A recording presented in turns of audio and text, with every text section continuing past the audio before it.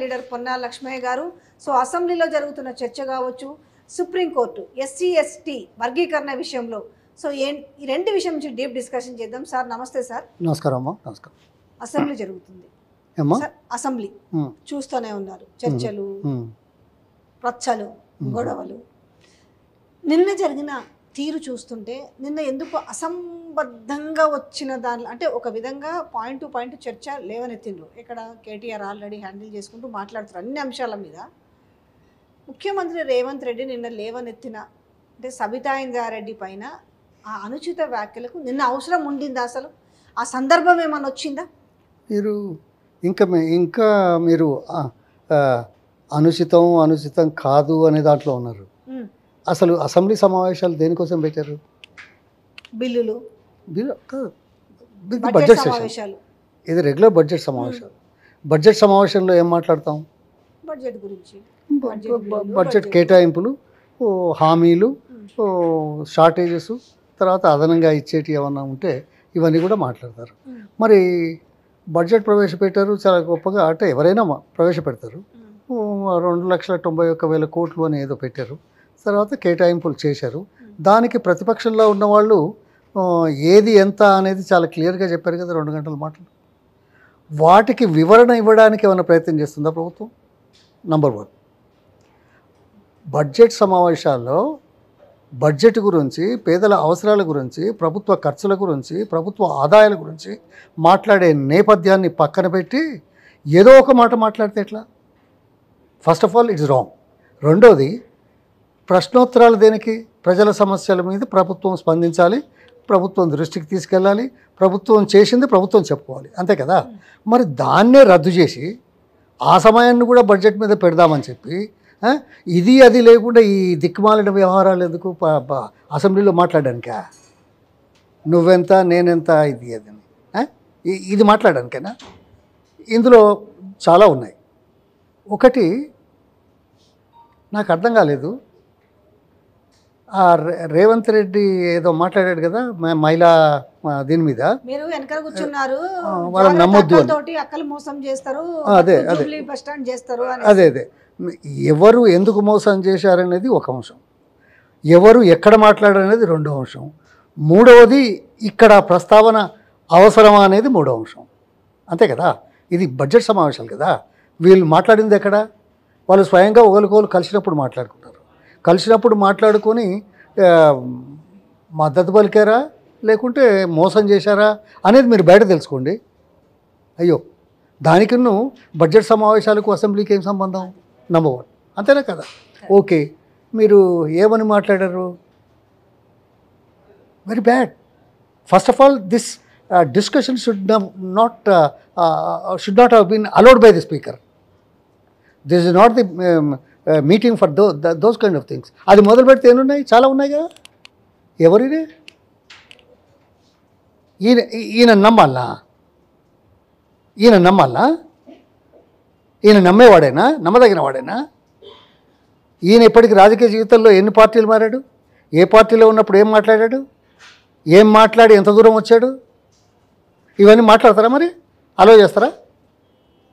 అంటే ఇది కావాలని ప్రజలకిచ్చే సమాధానం తమ దగ్గర కరువయ్యి మొహం లేక సభా సమయాన్ని వృధా చేస్తూ వార్తల్లో ఉండడానికి చేసే ఎత్తుగడల్లో భాగంగా ప్రజల అవసరాలను సుదీర్ఘంగా చర్చించి ఇది చేయలేము అని చెప్పలేని దైన్య స్థితిలో ఉన్న నేపథ్యంలో ఇటువంటి తిరకాసులు పెడుతున్నారు. చాలా తెలివికల్లోలమ్మా. ఏది మాట్లాడినా పర్వాలేదు రాజకీయాలలో, కానీ అసెంబ్లీలో కూడా అదే మాట్లాడితే ఇంకా అసెంబ్లీ ఎందుకు? అంతేనా కదా. రాజకీయాల్లో ఏది మాట్లాడినా పర్వాలేదు అనుకొని మాట్లాడే వ్యక్తులు కానీ, నాయకులు కానీ, మంత్రులు కానీ, ముఖ్యమంత్రులు కానీ అటువంటిది చేసినప్పుడు ఇక అసెంబ్లీలో ఎందుకు? బయట మాట్లాడుకోండి.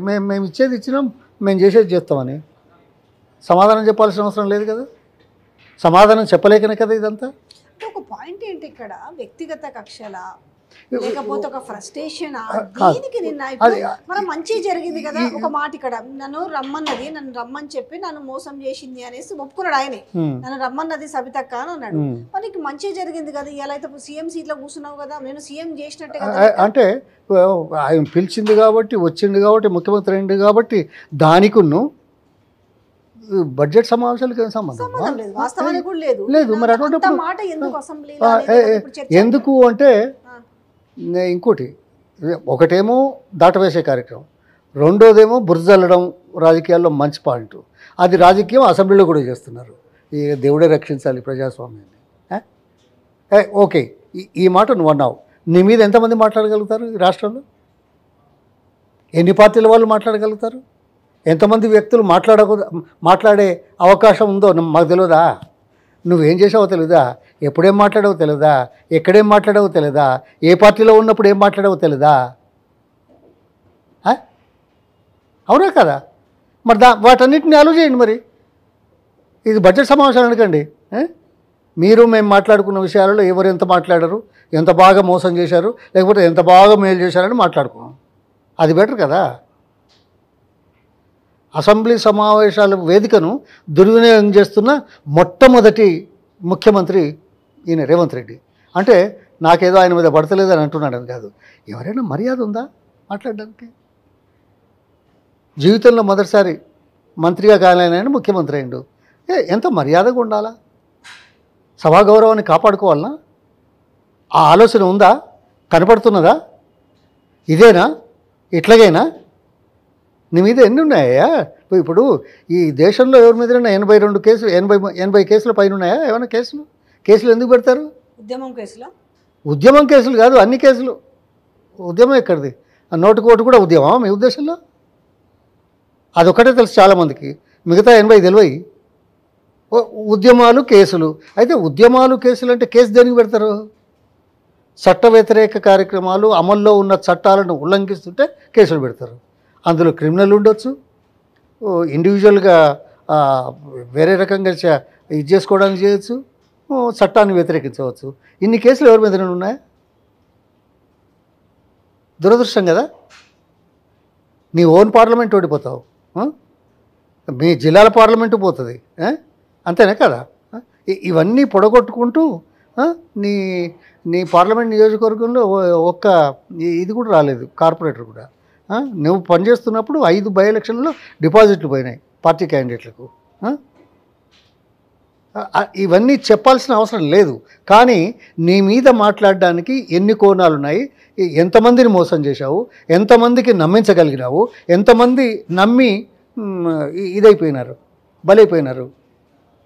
అందుకోసం చాలా జాగ్రత్తగా ఉండాలి. ప్రజలు అవకాశం ఇచ్చారు, మేము కాదనం. మొదటిసారి కాంగ్రెస్కు ఇచ్చారు, అది కూడా ఓన్లీ 1.8% కదా. దాన్ని చూసుకొని విర్రవిగి సరే నీ చేతగానితనాన్ని గొప్పగా చూపించడం కోసం, అటెన్షన్ డైవర్ట్ చేయడం కోసం, మభ్యపెట్టడం కోసం ఇది చేస్తే ఎన్ని రోజులు ఉంటుంది? ఒక దెబ్బ అంటే నాకు ఎందుకో ఫ్రస్ట్రేషన్ పీక్లోకి వచ్చిందేమో అని అనిపిస్తుంది. కారణం ఏంటంటే ఇప్పుడు వచ్చిన తిరిగి ఎమ్మెల్యేలు పోయారు, మరి భయానో భక్తో బిల్లులో సరే కర్నూలు సాగుకి 1,00,000 కారణాలు అంటూ పార్టీ మారిన వ్యక్తి మళ్ళీ సొంత గుటికి అన్నట్టుగా గద్వాల ఎమ్మెల్యే మళ్ళీ కృష్ణమోహన్ రెడ్డి వచ్చాడు. ఇదే బాటలో మిగతా ఎమ్మెల్యేలు కూడా ఉన్నారు. ఇప్పుడు వాళ్ళు కాపాడుకునే ప్రయత్నంలో చాలా సతమతం అవుతున్నాడు. పోచారం ఇంటికి పోయి పాపం బతిమలాడుకుంటున్నాడు, లేదు నాకు ఇచ్చిన మాట ఏంది అంటే మంత్రి పదవి ఇస్తాను, నేను మళ్ళీ 2 గంటలు చర్చ పెట్టొచ్చిండు అన్నట్టు. అంటే నేను అమెరికా పోతున్నా, వచ్చేసరికి మళ్ళీ ఏమన్నా అవుతుందేమో, అందరినీ ఉన్న వాళ్ళని కాపాడుకోవాలో, పోకుర్రి నేను మీకు అందరికీ న్యాయం చేస్తాననే విషయం ఇది ఒక టిపికల్ టాస్క్ అనుకోవచ్చు.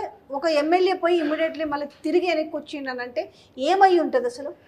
ఇప్పుడు మీరు ఇలా చేస్తున్నారు కాబట్టి ఫ్రస్ట్రేట్ అయిపోయినరా, ఆయన దిగిపోతాడా, ఆయన దిస్తారా, ఇవన్నీ ఊహాగానాలతోటి మీడియాలో నడిచే కారణాలు.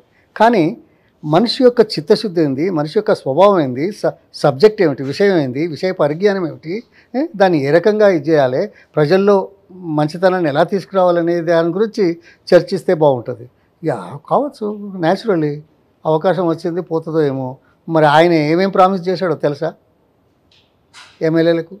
అది చేయగలుగుతున్నాడా? కాదు. కాంగ్రెస్లో ఉన్న వాళ్ళకే మంత్రి పదవి అని చెప్పే దౌర్భాగ్యం ఎందుకు వచ్చింది? అది కలిసే ముందు ఈ మాట మాట్లాడిండా?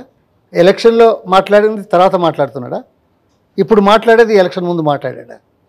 అందుకోసం ఇవన్నీ ప్రజలను మోసం చేయడానికి, ఉన్న అవకాశాన్ని, రాజకీయంగా వచ్చిన అవకాశాన్ని దుర్వినియోగం చేయడానికి చేస్తున్నాడు. ఇందులో ఫ్రస్ట్రేషన్ ఉండొచ్చు, అతి హుషారు ఉండొచ్చు. రెండు ఉంటాయి కదా. మనకు మంచిగా అనిపిస్తేనేమో ఫ్రస్ట్రేషన్ అనుకుంటాం, మనకు నష్టం జరిగితేనేమో అతి హుషారు అంటారు జనం. అది పరిగణలోకి తీసుకుందామా? అసలు తప్పే తప్పు. ఒక్క నిమిషం అమ్మ, ఎమ్మెల్యేగా పోటీ చేసేటప్పుడు అఫిడవిట్ ఇస్తావా? ఓటు తీసుకుంటావా? ఏమని? రాజ్యాంగం మీద కట్టుబడి ఉంటాను, రాజ్యాంగానికి. ఎమ్మెల్యేగా గెలిచిన తర్వాత కూడా అసెంబ్లీలో ప్రమాణ స్వీకారం చేస్తారా? ఓటు తీసుకుంటారు కదా, రాజ్యాంగానికి కట్టుబడి ఉంటారని.